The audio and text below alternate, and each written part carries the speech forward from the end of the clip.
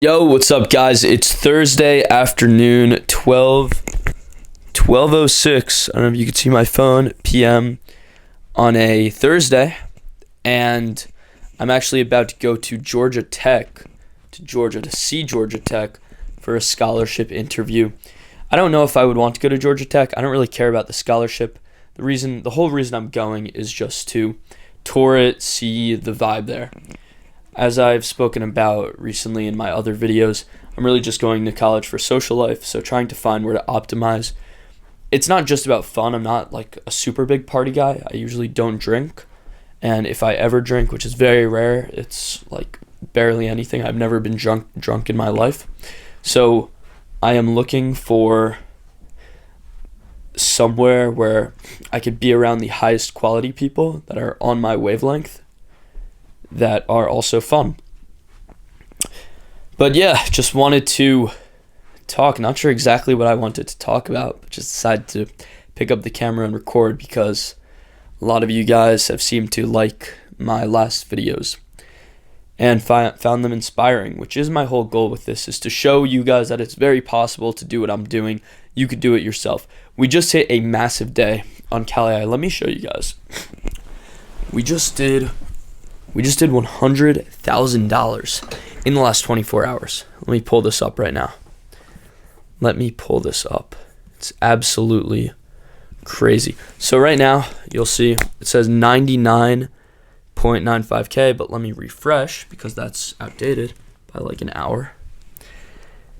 And in the last 24 hours, we had $101,000. Is the last 24 hours. That is absolutely insane. It's nuts. When we launched calorie, it was about 9 months ago, and the goal was to be making 100K a month by January. Now it's February, and we just did that in a day. That is insane. I think I've grown a ton as an entrepreneur, as a person. Since then, I've changed a lot. I've learned so much, so many valuable lessons, even outside of entrepreneurship. I think being on this extreme or so level of entrepreneurship, it has taught me many things which have impacted my actual life. Mom, what are you doing? I'm gonna help you pack. Let me know. Okay, well, I'm recording a video. Can I watch? No, you cannot watch. Okay, so as I was saying, I'm not sure what I was saying, but some things that are top of mind right now are paid ads for calorie. I've personally been managing the ad buying, and I have a few strategies in mind. We're starting to try out new things like web funnels, and it's all very exciting to be experimenting with. Another thing top of mind is that a big problem that we have, probably the biggest, is the narrative around calorie. If you look up calorie, there's so many people online that will tell you it's a scam, it doesn't work, it's fake. Well, I guess not fake, just that it's a scam. But I think this comes down to a lack of education overall. So we never say calorie is 100% accurate. We never say it's exact. We say it's about 90% accurate, and that it greatly depends on the photo you take, the angle you take it, and what is shown in the image. For example, if I took a picture of this bag, it's going to take a guess. Maybe there was a bagel or something in here, but it's not going to know. If you open it up and you take a picture of the bagel, it's going to be better, but it's still not going to be as good as if you took a picture of an open bagel, so it could see exactly what was inside it. And even then, it's not going to know the exact portion sizes of how much cream cheese you put on the bagel, for example, but it will do a rough guess, and then you can, a rough estimate based on the picture, and then you could go in and edit. So even though it's not 100% accurate, it's 90% on average, which is good enough to lose weight, and it's also makes it a lot easier to track, because if you're someone that is trying to be the next Mr. Olympia and you need to track with 0.1 decimal accuracy, then you can use the calorie scan as a starting base and then adjust the measurements as needed, which in my opinion is a lot faster than typing everything in, taking a picture to populate the ingredients instead of typing it. And so the goal is to educate people on this topic. I'm going to start making videos myself, ideally every day on the TikTok, but hopefully I'll be able to hire someone that can do it full time. I think there's a lot of cool things they could do. YouTube experiments, like YouTube long form videos, doing different experiments, tracking calories with CalAI, comparing it to nutritionists, and then short form TikTok style videos doing similar things and just explaining things like in the way I just did. Wow, this camera is actually kind of hard to carry. I have to start going to the gym more. I've actually been lacking on that front and it's not good. It's definitely not good. I have to get into it. It's so easy to justify not going because, yeah, I could still be productive and not go. I always have important work to do, but health is something I think adjacent to working on my business. I want to build myself at the same time I'm building my company, so I need to be doing that.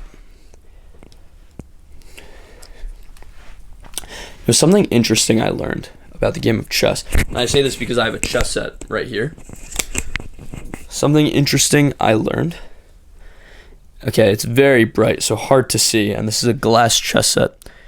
But what I learned is that chess masters, the skill of chess doesn't actually translate as much as you would think in other strategy games. Chess masters usually just end up memorizing all of the different positions, the different common positions, end games, how to start the game, openings. And if you change what each piece does, or you change the starting pieces you get, it was something along those lines. So because they memorize it, the skill and strategy that goes into winning chess games doesn't translate as well to other board games, for example.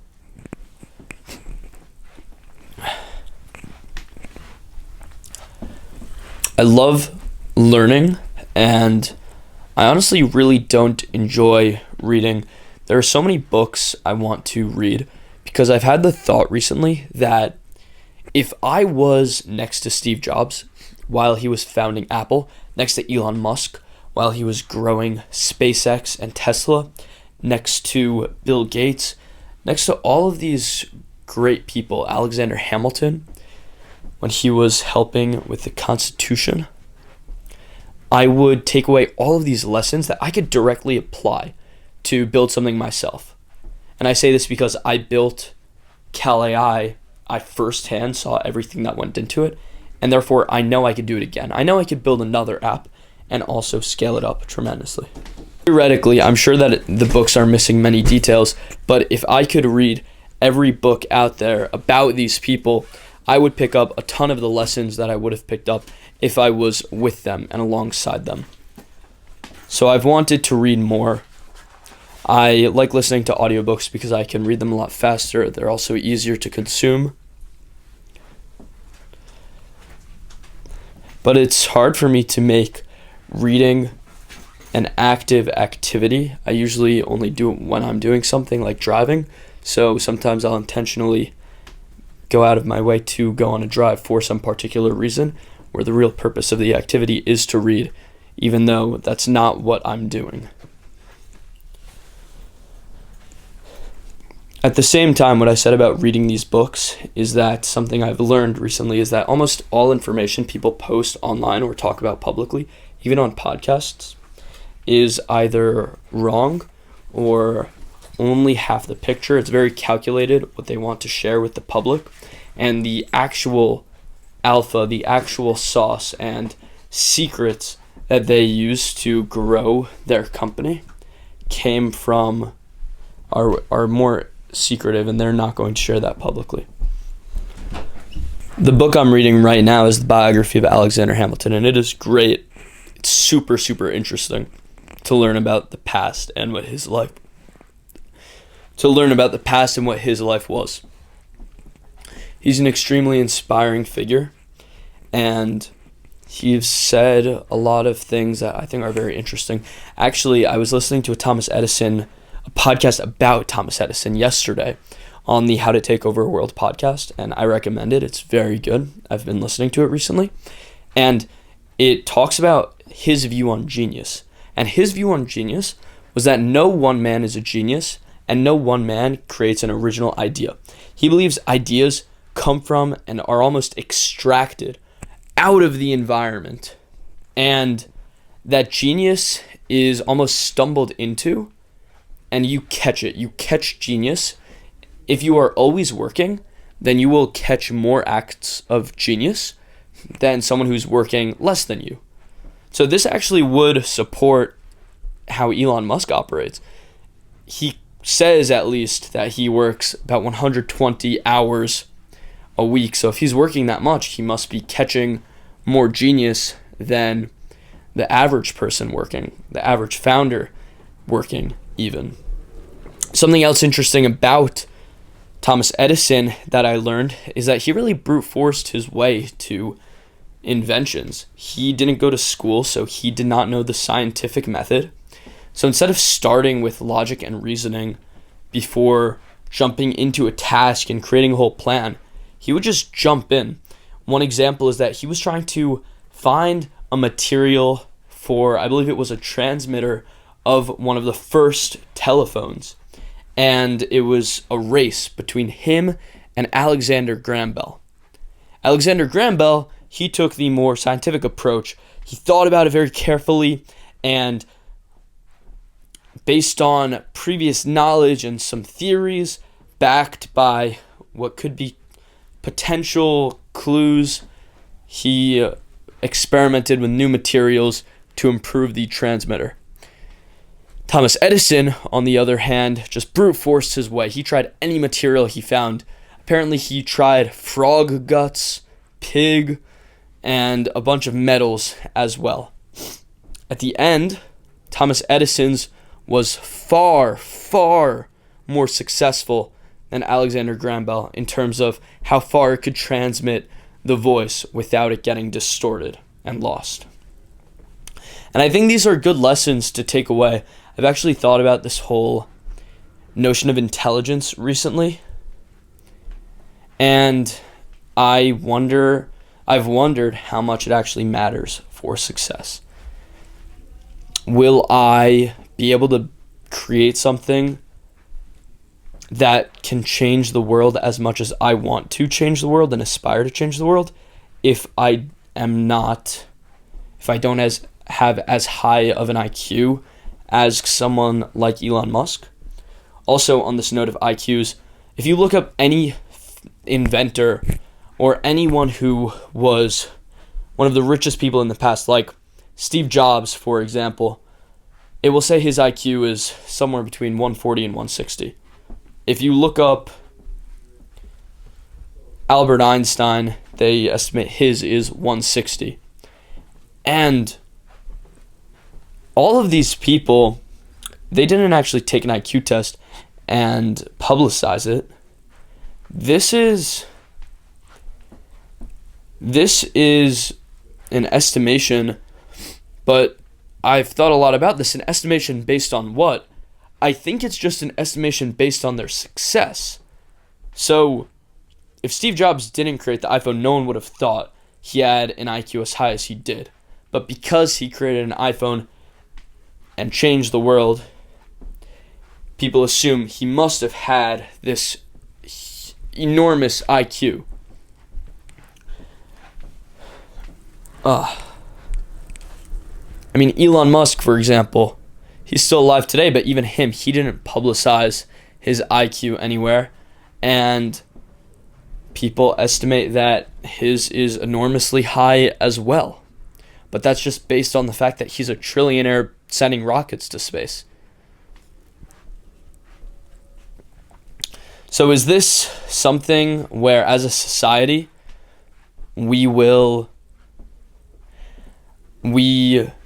maybe this means that as a society, we attribute success and innovation only or mainly to having a high IQ. And so if you have done something extraordinary, you must have a high IQ.